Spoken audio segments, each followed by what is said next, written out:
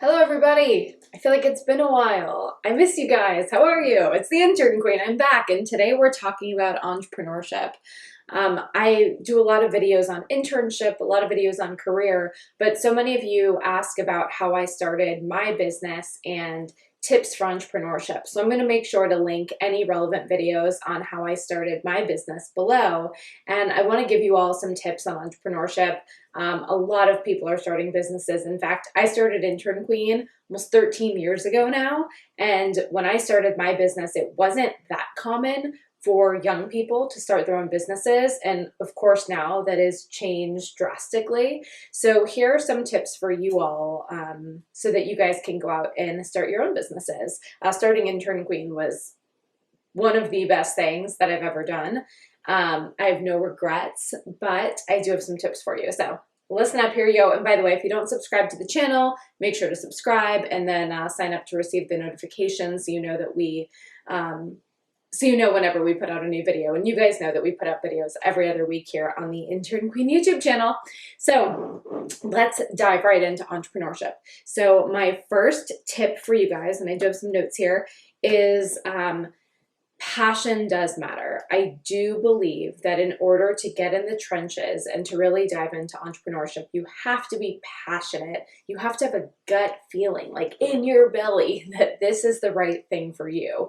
Entrepreneurship is not easy. Starting a business is difficult at times, and you want to make sure that you have that passion that's going to get you through those hard times.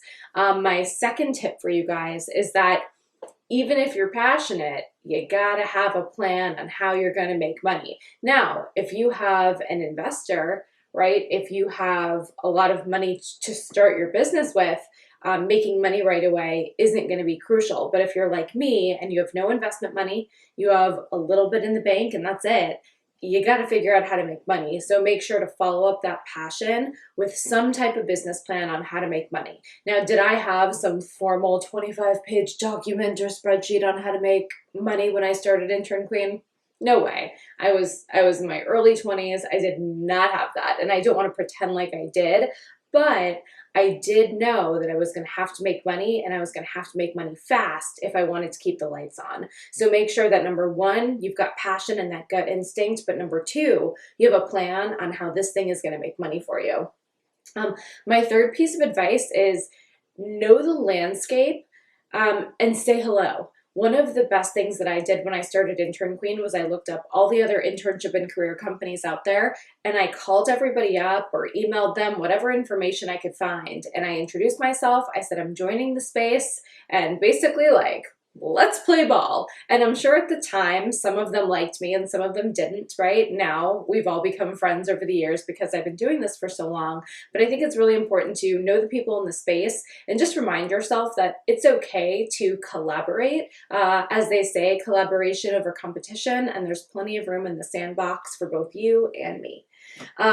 Number four, build your own board of executives. Now, this doesn't need to be a formal board. Maybe one day you'll have one, but you want to have a personal board of mentor types. And this could literally be your dad, your boyfriend, whoever, your brother, your sister, but build a group of maybe 3 to 5 people that when there's a problem, you feel like you can go to one of them or 2 of them or even 3 of them to get some advice. There's probably 3 to 5 people that I tend to go to. Some of them are business professionals I've met over the years. Some of them are family members. Some of them are friends that started their own businesses when things go wrong. So it doesn't need to be formalized. It doesn't need to be on your website. It just needs to be up here. But know who that personal board is that you can go to when there's a problem.